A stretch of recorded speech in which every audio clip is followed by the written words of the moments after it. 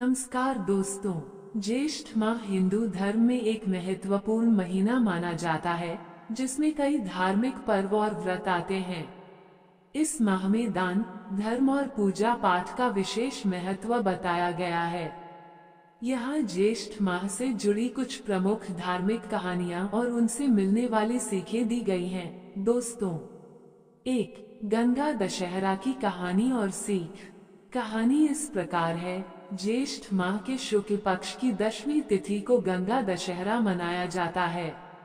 पौराणिक कथाओं के अनुसार इसी दिन राजा भागीरथ के कठोर तप के कारण मां गंगा स्वर्ग से पृथ्वी पर अवतरित हुई थी। गंगा के वेग को संभालने के लिए भगवान शिव ने उन्हें अपनी जटाओं में धारण किया था।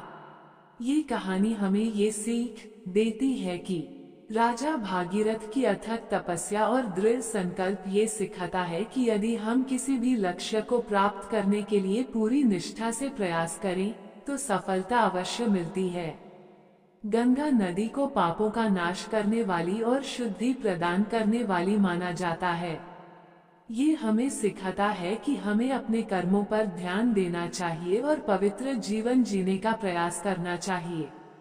गंगा का पृथ्वी पर आना हमें प्रकृति और जल स्रोतों के महत्व को समझाता है और हमें उनके संरक्षण के लिए प्रेरित करता है। 2. निर्जला एकादशी की कहानी और सीख। कहानी इस प्रकार है। ज्येष्ठ माह के शुक्ल पक्ष की एकादशी को निर्जला एकादशी के रूप में मनाया जाता है। ये सबसे कठिन एकादशियों में से एक मानी जाती है जिसमें भक्त बिना अन्न और जल के व्रत रखते हैं। पौराणिक कथा के अनुसार भीमसेन पांडवों में से एक को भूख अधिक लगती थी, इसलिए वे कोई भी एकादशी का व्रत नहीं रख पाते थे। तब महर्षि व्यास ने उन्हें निर्जला एकादशी का व्रत रखने की सलाह दी, जिसके फल से उन्हें अन्य सभी एकादशियों का फल प्राप्त हुआ।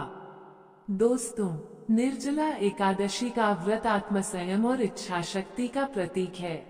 ये हमें सिखाता है कि शारीरिक कष्टों के बावजूद हम अपने मन पर नियंत्रण रख सकते हैं और अपनी इंद्रियों को वश में कर सकते हैं। यह व्रत त्याग और ईश्वर के प्रति पूर्ण समर्पण का भाव पैदा करता है।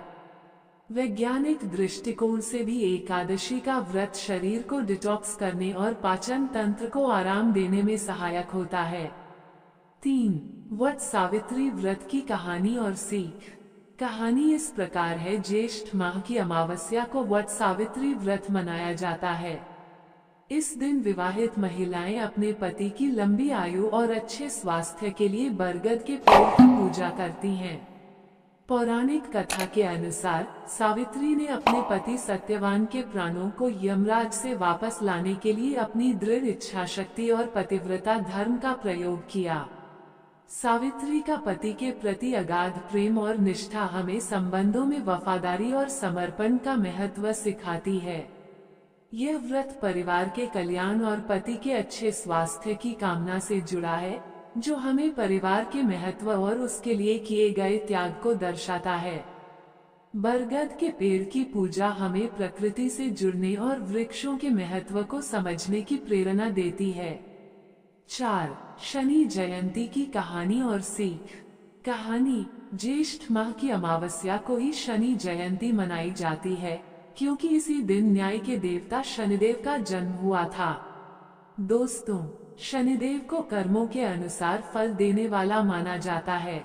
ये हमें सिखाता है कि हमें हमेशा अच्छे कर्म करने चाहिए, क्योंकि हमारे कर्म ही हमारे भविष्य का निर्माण करते हैं।